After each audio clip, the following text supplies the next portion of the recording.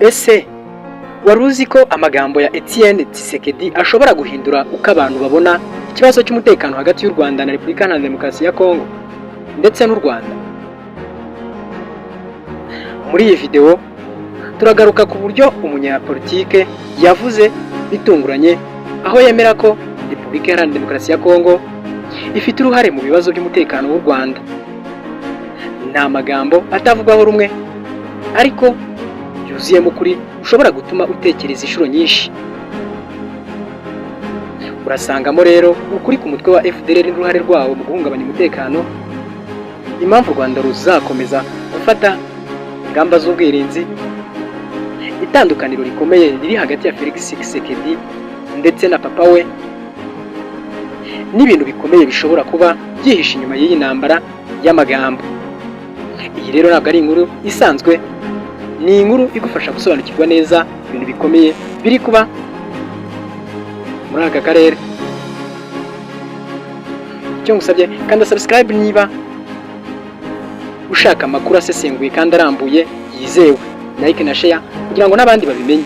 Tanga igitekerezo yawe kandi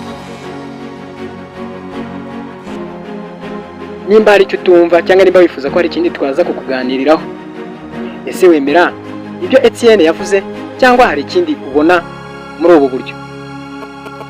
Ibyo nibyo tugiye kuganiraho. RT250F4 nujye kure. Ubundi mu gihe umwuka wa politiki n'umutekano hagati y'u Rwanda na Repubulika Iharanira Demokarasi ya Kongo ukomeje kuba imbogamizi, amagambo yigeze kuvugwa n'uwahoze ari minisitiri w'intebe wa RDC Etienne Tshisekedi yongeye kugaruka mu biganiro, atuma benshi bongera gutekereza ku mizi y'ikibazo kimaze imyaka myinshi. Uyu munyepolitiki wari uzwiho kuvugisha ukuri no kudaca ku ruhande yigeze gutangaza ibintu bikomeye. Avuga ko igihugu cye cya Repubulika Iharanira Demokarasi ya Kongo gifite uruhare rugaragara mu bibazo by'umutekano w'u Rwanda. Ibi yabivuze mu kiganiro yagiranye n'umunyamakuru asobanura neza uko amateka yagiye agira ingaruka mu mubano w'ibihugu byombi. Tshisekedi yasobanuye ko nyuma ya Jenoside yakorewe Abatutsi mu mwaka wa 1994 bamwe mu bayigizemo uruhare bahungiye muri Repubulika Iharanira Demokarasi ya Kongo, bashinga umutwe w'iterabwoba uzwi nka FDLR. Nk'uko yabivuze, aba bantu bagombaga kwakwa intwaro hakurikijwe amategeko mpuzamahanga, ariko mu by'ukuri ntibyakozwe. Ibi byateye ikibazo gikomeye, aho kuba impunzi zisanzwe bamwe muri bo bakomeje ibikorwa by'ubugizi bwa nabi, banategura ibitero byibasira u Rwanda baturutse ubutaka bwa Kongo, birimo nk'iby'abacengezi n'ibindi bikorwa byagiye bikurikirana. None ubundi ni ayahe mategeko mpuzamahanga atarubahirijwe? Muri icyo kiganiro Tshisekedi yashimangiye ko leta ya Kongo ya kera yari iyobowe na Mobutu Sese Seko itubahirije amategeko mpuzamahanga. Yavuze ko impunzi zari zifite intwaro zagombaga gushyira kure y'umupaka, byibuze mu birometero 150,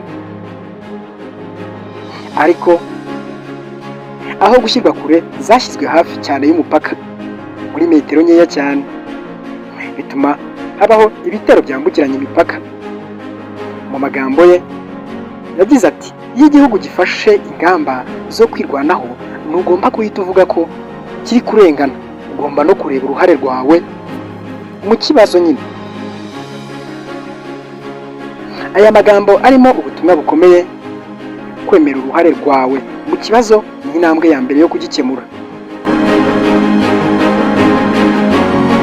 Uyu munsi igihugu cya Repubulika Iharanira Demokarasi ya Kongo kiyobowe n'umuhungu wa Etienne, n'ubundi akaba yitwa Felix Antoine Tshisekedi.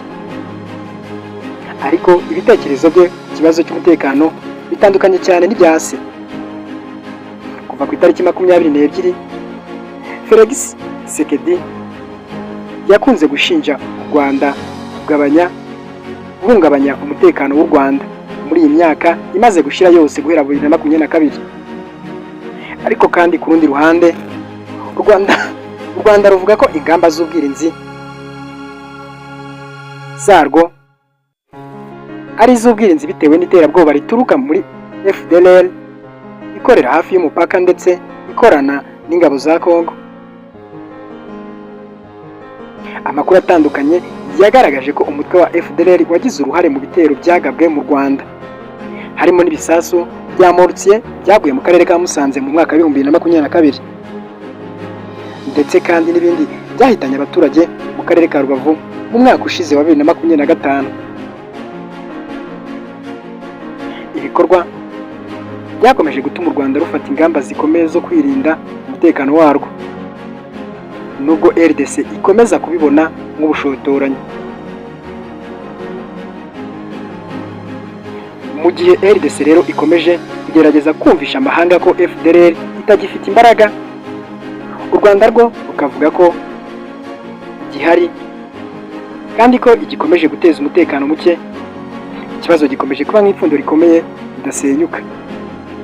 Ese ninde ufite ukuri? Amagambo ya Etienne Tshisekedi ashobora kuba urufunguzo rwo gusobanukirwa neza iyi dosiye igoye. None bizarangira bite hagati y'u Rwanda na Kongo? Izi ntambara zabo zizakomeza cyangwa zizageza igihe zihagarara? Wowe ubitekerezaho iki? Ese RDC ikwiriye kwemera uruhare rwayo nk'uko Etienne Tshisekedi yabivuze, cyangwa u Rwanda rurimo gukabya mu ngamba zarwo? Andika igitekerezo cyawe muri komenti dusangire ibitekerezo. Ntiwibuke gukanda like, kanda subscribe niba utarayikora, ubundi duhurire mu zindi nkuru.